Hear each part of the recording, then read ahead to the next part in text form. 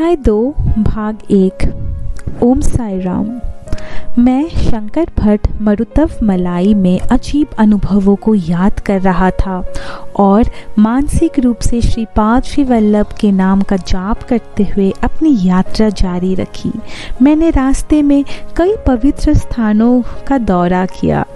मुझे इसके लिए किसी से भी अनुरोध किए बिना ही भोजन मिल रहा था। यह एक दुर्लभ अनुभव था। पांड्य साम्राज्य के कदम्बा वन में पहुंचने के बाद मुझे लगा कि मेरे शरीर की वजन धीरे धीरे कम हो रहा है। उस ईश्वरीय मंदिर के दर्शन करने के बाद मेरे पैर बहुत भारी हो गए। मैंने उस शिव मंदिर में कुछ देर विश्राम किया और यात्रा फिर से शुरू कर दी। मुझे पास में एक आश्रम मिला। यहाँ श्री सिद्धेंद्र योगी नामक एक महापुरुष निवास कर रहे थे। जब मैंने उनके चरण कमलों को प्रणाम किया तो मेरा शरीर रुई की गोले से हल्का हो गया। मैं अपने शरीर की अनुभूति के प्रति सचेत था, लेकिन मेरे शरीर का भार लगभग शून्य हो गया था। दयालु हृदय से उस महान गुरु ने मेरे सिर पर हाथ फेरा और मुझे आशीर्वाद देते हुए कहा, मेरे शंकर भट्ट, आप श्रीपाद श्री वल्लभ के दर्शन करें। महान योगी ने समझाया मुझे इस तरह से कि मेरे पुत्र शंकर भट्ट, जो शिवलिंग अपने देखा ये बहुत शक्तिशाली है। प्राचीन काल में देवेंद्र, जो इंद्र थे, ने कई राक्षसों पर विजय प्राप्त की, लेकिन उनमें से एक राक्षस बच निकला। इंद्र ने उस राक्षस को बहुत बेरहमी से मार डाला और ये पाप के कारण इंद्र ने अपनी चमक खो दी। इंद्र ने पाप से मुक्ति के लिए कई पवित्र स्थानों का दौरा किया, क्योंकि पांड्य साम्राज्य के कदम्ब वन में शिवलिंग बहुत शक्तिशाली था। इंद्र का सभी पाप अचानक नष्ट हो गया जैसे ही वो कदम्बा वन में आए।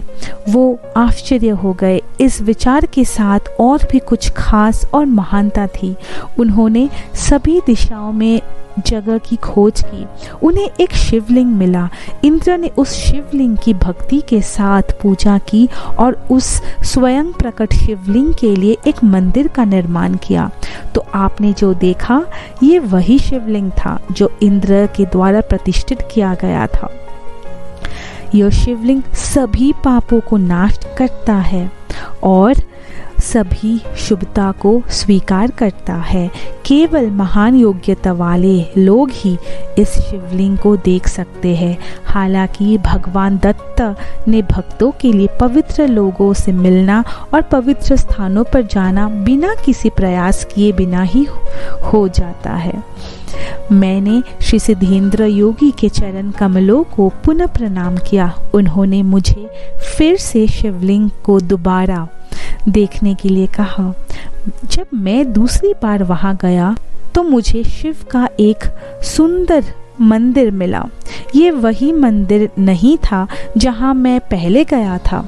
जब मैंने पूछताछ की तो मुझे पता चला कि यह श्री मीनाक्षी और सुंदरेश्वर का मंदिर था और मैं मदुराई शहर में था। मैं देवताओं के पास गया और बाद में श्री सिद्धेंद्र योगी के आश्रम में गया। पूरा क्षेत्र अब घनी आबादी वाली बस्ती के रूप में दिखाई देने लगा।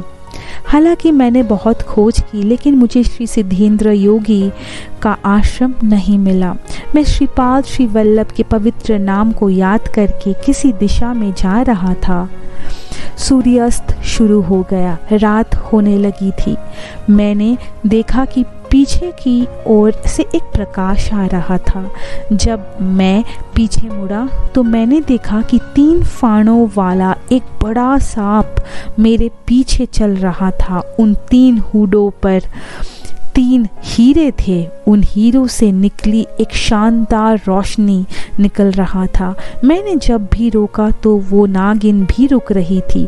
श्रीपाद श्री वल्लभ का दिव्य नाम बोले जा रहा था। अंत में श्री सिद्ध योगेंद्र के आश्रम में पहुंचा तुरंत दिव्य साप और प्रकाश दोनों गायब हो गए। श्री सिद्ध योगेंद्र ने अत्यंत दया के साथ मेरा स्वागत किया। उन्होंने मुझे प्रसाद के रूप में एक केले के पत्ते में तले हुए छोले दिए। मैंने पेट भर कर खाया। भोजन करने के बाद भी मेरे हृदय की धड़कन कम नहीं हुई। श्री सिद्ध योगेंद्र ने प्रेम से मेरे हल्के से मालिश की। बाद में उन्होंने अपने पवित्र हाथ से मेरे सिर को छुआ। मैंने देखा कि मेरे दिल की धड़कन धीमी हो रही है।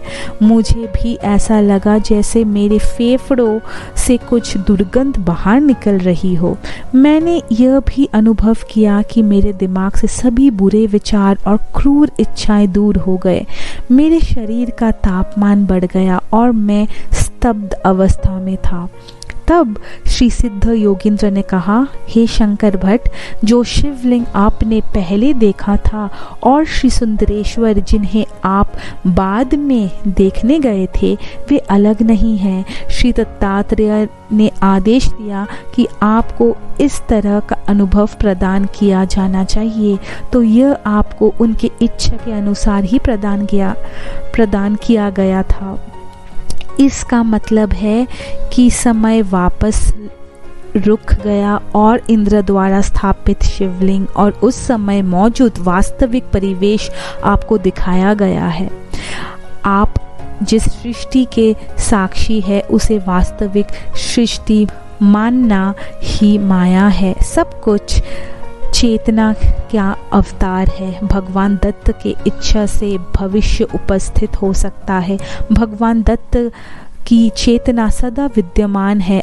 अतीत में जो कुछ हुआ और जो कुछ वर्तमान में हो रहा है और जो भविष्य में होने वाला है, ये भगवान दत्त के इच्छा के अनुसार ही होगा। किसी घटना के घटित होने, ना घटने या अलग ढंग से घटित होने के लिए भगवान दत्त के संकल्प आवश्यक है। श्री दत्तात्रेय उस महान संकल्प का अवतार है जो सृजन, पालन और परिसंपन्न के लिए जिम्मेदार है।